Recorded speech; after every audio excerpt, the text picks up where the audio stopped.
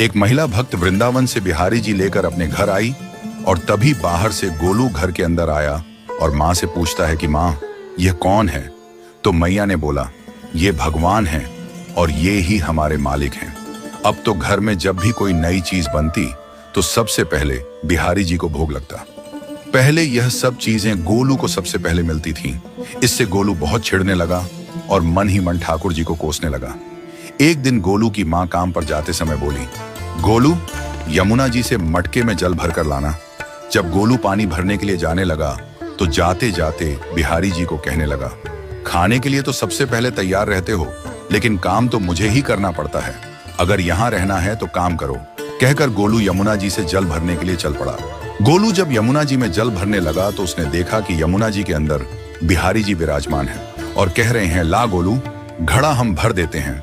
गोलू उनको देखकर हैरान हो गया और बोला, नहीं नहीं, मैं अपने आप भर लूंगा।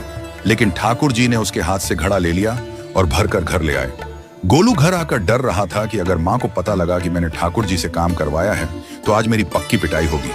माँ ने घर आकर बिहारी जी को गीले कपड़ों में देखा तो एकदम से हैरान हो गई और कहने लगी कि गोलू, ये जरूर तेरी शरारत है, जरूर तूने ही इन पर जल डाला है। गोलू ने अपनी माँ को समझाने का बहुत प्रयास किया, लेकिन माँ ने उसको डांट कर चुप करा दिया और ठाकुर जी के भीगे हुए वस्त्रों को बदलने लगी। अगले दिन जब माँ ने गोलू को अनाज पिसवाने का काम दिया तो बिहारी जी फिर अनाज का कनस्तर ले आए और माँ को ठाकुर जी के वस्त्रों के ऊपर सूखा आटा पड़ा मिला। तो माँ ने फिर गोलू को डांटा कि तुझे पता नहीं कि ये हमारे भगवान हैं और तू भगवान के साथ शरारत करता है। आज तूने फिर इनके ऊपर आटा फेंका है।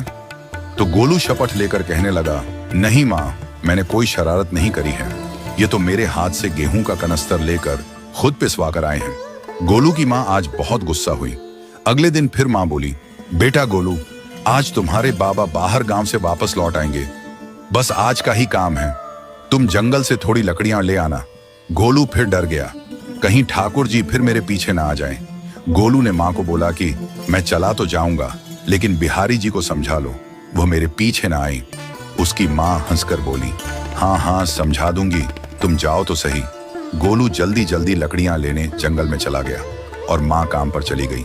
लेकिन उस दिन माँ काम से जल्दी वापस आ गई और देखा बिहारी जी अपनी चौकी पर विराजमान नहीं है।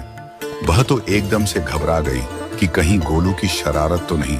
वह भागी भागी जंगल की तरफ गई। तभी उसने देखा कि गोलू के साथ एक इंसान लकड़ियों को लेकर घर आ रहा है। गोलू की माँ यह देखकर हैरान हो गई कि यह तो बिहारी जी हैं। ये क्या हमारे भगवान हमारा काम कर रहे हैं? इसका अर्थ गोलू ठीक कह रहा था। वह जल्दी जल्दी